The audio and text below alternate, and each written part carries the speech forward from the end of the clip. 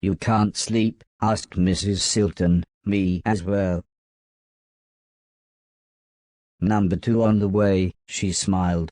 At least I'm not barefoot. She then laughed, like it was a joke. But despite having traveled the world, I had no idea what she meant. I suppose everyone else will be up in a bit. I'll get breakfast started. In the morning everyone continued chatting. The subject soon got back round to the military takeover and the man in black. We need to do something, said the old lady. They've destroyed the peace talks with the robots. Fighting could break out again in no time. I don't mean to sound overdramatic, but that would literally be the end of the world, explained Sim.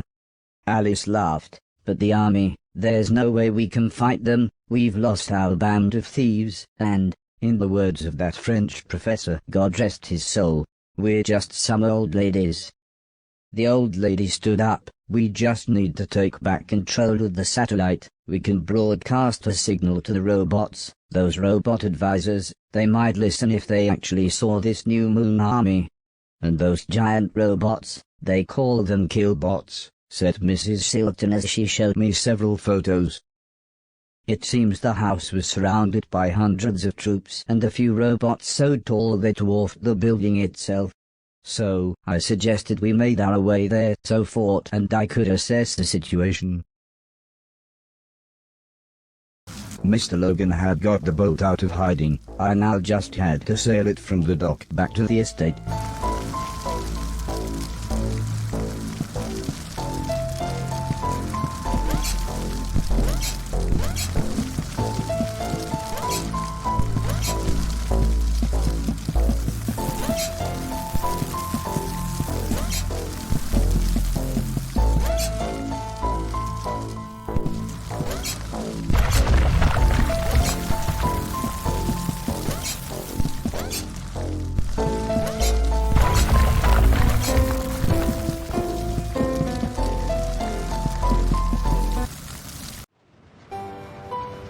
I took the fisherman's boat to the old man's estate.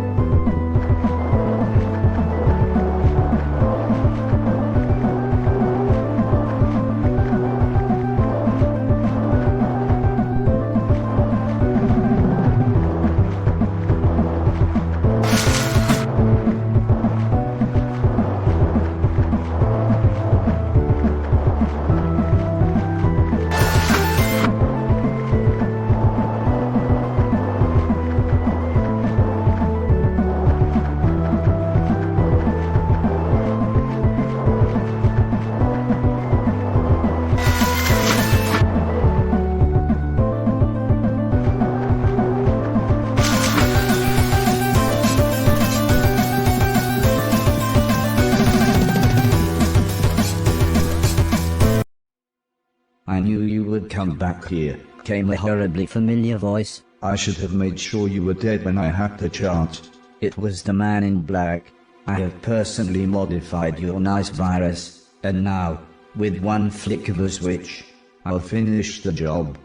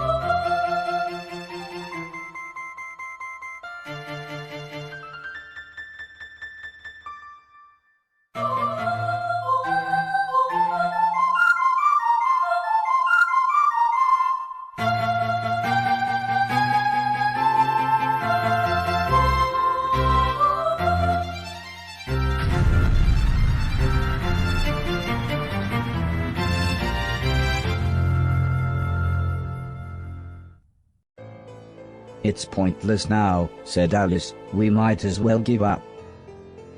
I don't know, maybe we can arrange a truce. I mean, if we agree. But Sim couldn't even finish his sentence. Mrs. Silton just sighed. I think she was lost for words. We really need Barry and Logan if we're going to recapture the house, said the old lady. Mrs. Silton explained she had phoned him earlier.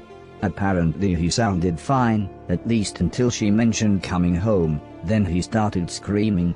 I couldn't understand him at all. He wants nothing to do with saving the world.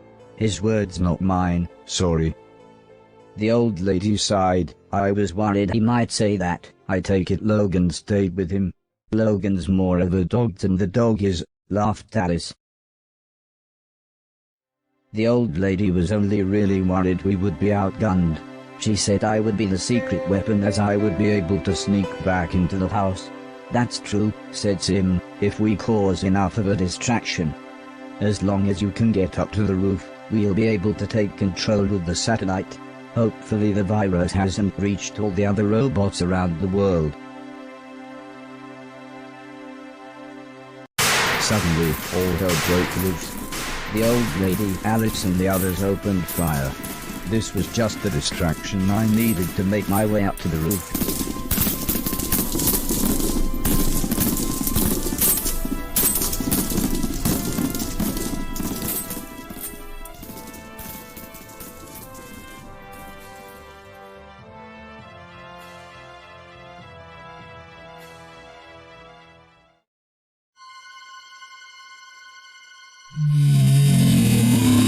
I was shocked. However, this time not just by the giant brain, but rather what the man in black had done to him. I do not want to, said Mr. Deck, but I will shoot you if I must. Why don't you give up, said the man in black. Anton knew which side was right. Why don't you join us? I know we've had our differences, but I see potential in you. You could be my new right-hand man. You see, there's a link between you and I. Without me you wouldn't even be here. The two brothers designed and built you. But what nobody ever told you is, they were funded by their third brother. Me. I was speechless. How could he, this completely evil man, have something to do with my creation?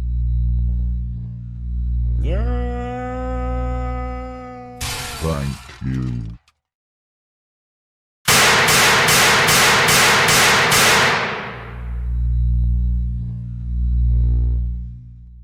A minor setback, said the man in black as he disconnected a piece of the satellite hardware. I just need to take this core unit and hitch it up to one of the killbots. In fact, that will make the virus signal even stronger. Mr. Deck, said the man in black, would you be so kind as to watch the robot? Shoot him if he tries anything.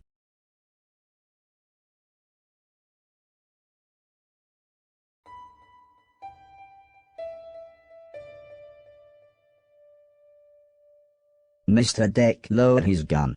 You little yellow bastard, he said, you'd better run.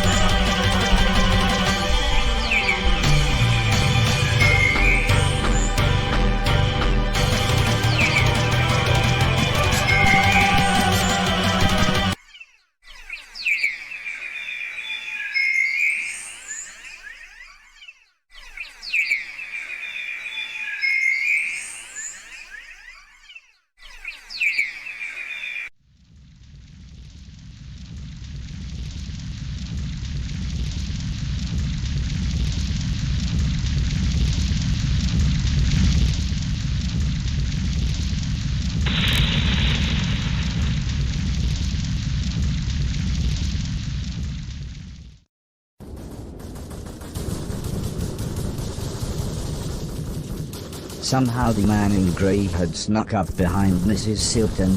I tried to shout down, but no one could hear me.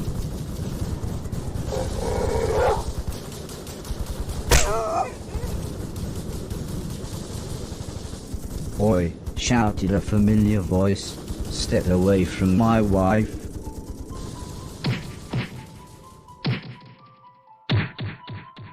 The man in grey bragged with every blow. Who he'd hurt, who he'd tortured, how he'd made the world a better place.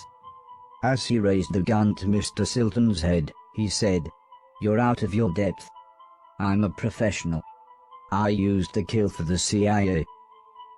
Mr. Silton just smiled and said, "Yeah, and I'm a proper c***."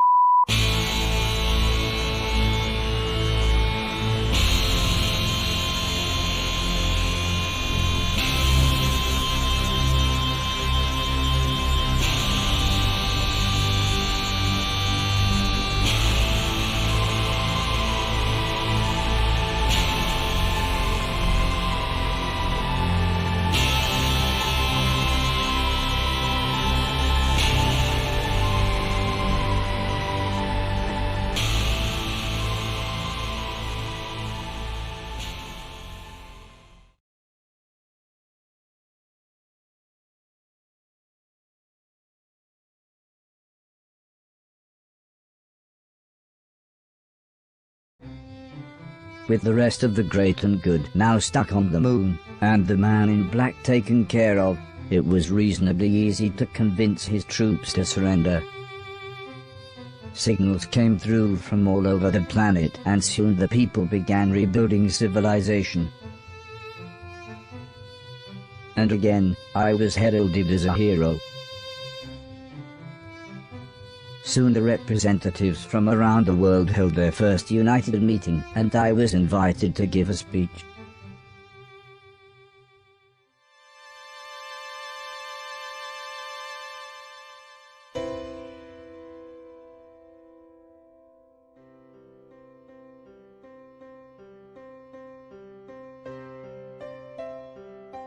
The old lady gently examined me, while Sim attached a cable from the diagnostic machine. "I've got some bad news," said the old lady as she took my hand. "The virus is rampant in your system. It's not as bad as it was with Betty Fluffers and Fort, but it's still destroying your circuitry." "I'm thinking," said Sim, "it must have something to do with consciousness. Yours seems more equipped to fight." "We'll still need to do something," said the old lady with a serious look. "If we replace all of the affected parts we—" "Come on, mate," said Mr. Silton, "you know they can help." But I explained that it was too painful, and hurt so much. Just having my diagnostic panel open was excruciating. "So you mean you can feel things? But you're not supposed to be able to."